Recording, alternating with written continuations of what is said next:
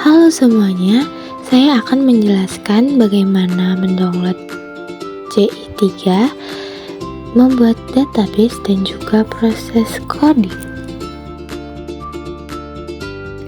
Memasuki pembahasan yang pertama yaitu proses download CI3.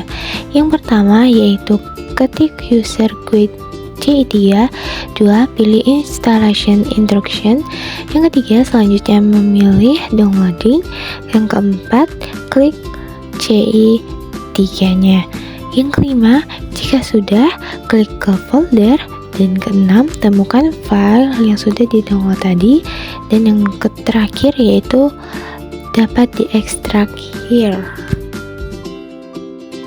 Selanjutnya yaitu membuat database. Yang pertama yaitu klik new untuk membuat database baru, yang kedua membuat nama untuk database, yang ketiga membuat nama tabel dan jumlah tabel. Kemudian isi tabel sesuai kebutuhan. Selanjutnya pilih insert untuk mengisi username dan password. Jika sudah, lalu tekan go, dan database telah selesai dibuat. Baik, selanjutnya kita akan memasuki pembahasan yang ketiga yaitu proses coding, dimulai dari membuat controller login. Nah, awalnya kita membuat bagian awal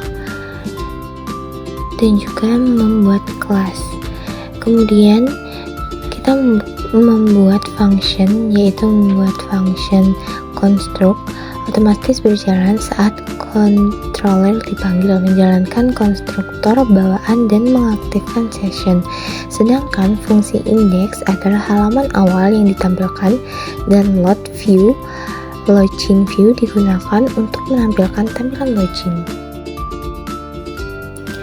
Kemudian kita membuat function out, yaitu untuk memproses login, dan juga kita mengambil data username dan password dari form. Kemudian kita mengecek apakah username dan password cocok dengan yang ditentukan dengan menggunakan if username admin and password. Lalu kita menyimpan status bahwa username berhasil login dengan menggunakan this session set user data. Kemudian kita langsung ke daftar gaji.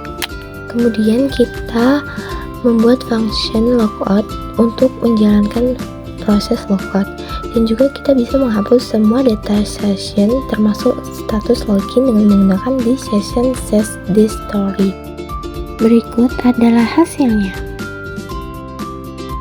Selanjutnya kita akan membuat controller gaji. Untuk kode di controller gaji ini hampir sama sebelumnya, tetapi di controller gaji ini kita memanggil gaji view dengan menggunakan this load view, gaji view, menampilkan tampilan view. Berikut adalah hasilnya. Selanjutnya kita akan membuat view login. Yang pertama pastinya kita membuat struktur HTML dasar dan judul halaman. Mengatur data akan dikirim ke controller login node menggunakan metode post. Input teks untuk username dan password. Nilai yang dimasukkan akan diidentifikasi sebagai username saat dikirim. Berikut adalah hasilnya. Kemudian kita akan membuat view gaji. Struktur HTML-nya jangan lupa ya. Kemudian maksud dari center ini yaitu daftar gaji agar tulisannya ada di tengah. Selanjutnya kita membuat link atau tautan dengan teks tambah gaji. Link ini akan mengarah ke URL dasar aplikasi. Terakhir kita membuat kolom tabel data untuk header tabel menggunakan TD. Ini adalah hasilnya. Langkah selanjutnya yaitu kita membuat model login. Di sini saya menerapkan public function check login, username dan password. Fungsi dari publik ini dapat dipanggil dari keluar kelas bernama check login. Fungsi ini menerima dua argumen, yaitu username dan password.